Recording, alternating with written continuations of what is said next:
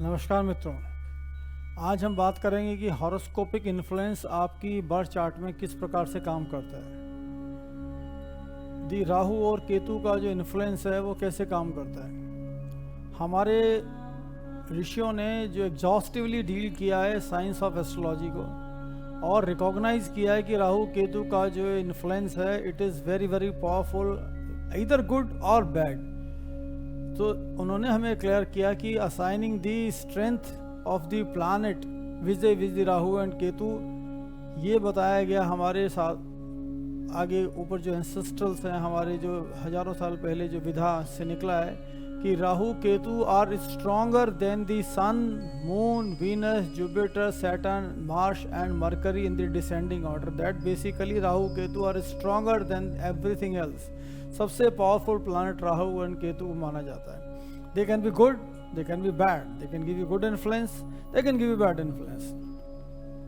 Unfortunately बहुत astrologer बोलते हैं कि राहु केतु छाया ग्रह है, इनका कोई इम्पैक्ट नहीं होता है और इनकी कोई अपनी स्ट्रेंथ नहीं होती है। ऐसा कुछ भी नहीं है कि उनकी स्ट्रेंथ नहीं होती है, उनकी बहुत पावरफुल स्ट्रेंथ होती है। इस पर रिसर्च करने की बहुत ज़रूरी आवश्यकता है कि उनकी स्ट्रेंथ कितनी ज़बरदस्त होती है और किस तरह से वो ह्यूमन को इम्पैक्ट करते हैं।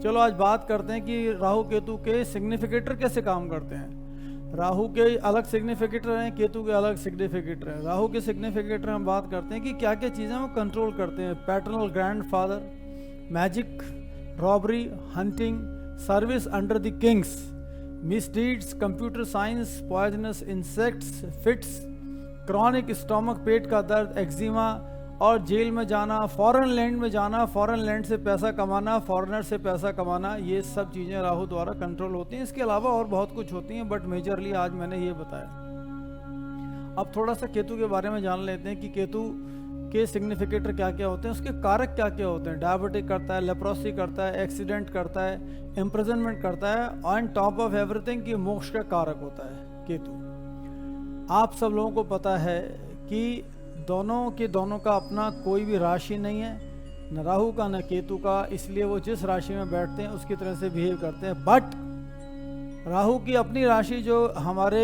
सेगेज ने बताई है वो बताइए विर्गो है और केतु की राशि जो बताई है वो मीन राशि बताई है। आओ समझते हैं कि राहु केतु कैसे बेनिफिशियल रिजल्ट एग्जर्ट करते हैं वाइल इन दिस हाउसेस।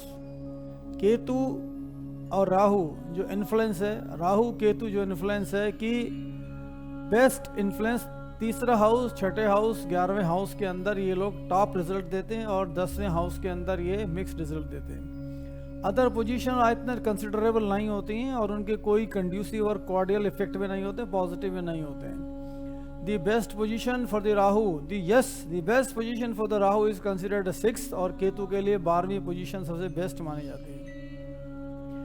छठे घर के अंदर राहु वेल्थ देता है, लॉन्जेविटी देता है और केतु 12वें घर के अंदर मोक्ष देता है, फुल एंजॉयमेंट देता है, सब कुछ मटेरियल बेनिफिट हम एंजॉयमेंट करने के बाद में। इसलिए ये जो पोजीशन है it is considered to be as a raj yoga position also.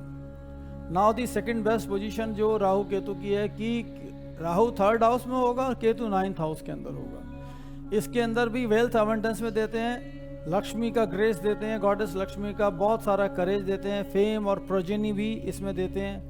But इसमें राहु आपके ब्रदर्स के लिए बहुत तकलीफदेह स्थिति पैदा कर। अनटाइमली फूड ये मिलने का भी पॉसिबिलिटी, आपको टाइमली फूड नहीं मिलेगा। राहु 3rd हाउस में होगा तो टाइमली फूड नहीं खा पाओगे। ये भी एक बहुत बड़ा इसका इम्पैक्टमेंट है जो आप हमेशा हॉरोस्कोप में चेक कर सकते हैं। केतु 9th हाउस के अंदर ज्ञान देता है और आपके बैड कर्मास को डिस्ट्रॉय करता है। पुण्य कर्मा को अर्न करने के लिए, आपको कर्म करने के लिए best of the best positioning देता है, best of the best opportunities देता है। बट यहाँ पर ये प्रोजेनी के लिए बहुत तकलीफदेह स्थिति पैदा करता है। अब 3rd पोजीशन जो राहु का बेस्ट मानते हैं हम लोग, राहु 11th हाउस के अंदर बहुत बढ़िया से काम करता है। 11th हाउस में बेसिकली सारे प्लानेट जो है बढ़िया काम करते हैं, एक्सीलेंट काम करते हैं, अपना एक्सीलेंट रिजल्ट देते हैं। But Rahu being the humongous and oceanic in the nature, and it gives a synergistic effect of 2 + 2 = 5, not 4.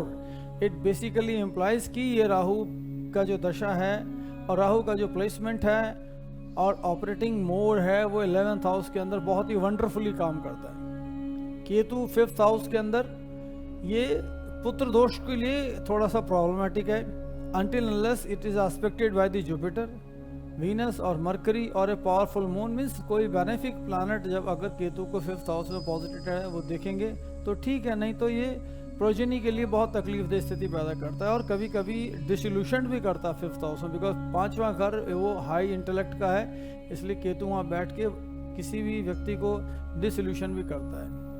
But 5th house में बहुत हाईली सिंपैथेटिक करता है, सिंपैथी बहुत होती है इंसान के अंदर, ह्यूमैनिटी सिंपैथी बहुत ज़्यादा होती है। सो ये कुछ चीज़ें राहु केतु के बारे में आज हमने डिस्कस किया है। अगले वीडियो में I will tell you more in detail और more in depth knowledge of the Rahu Ketu placement आपकी हॉरोस्कोप में किस प्रकार से काम करती है, ये मैं एक्सप्लेन करूँगा। मेरे चैनल को सब्सक्राइब करना ना भूलें। Thank you so much.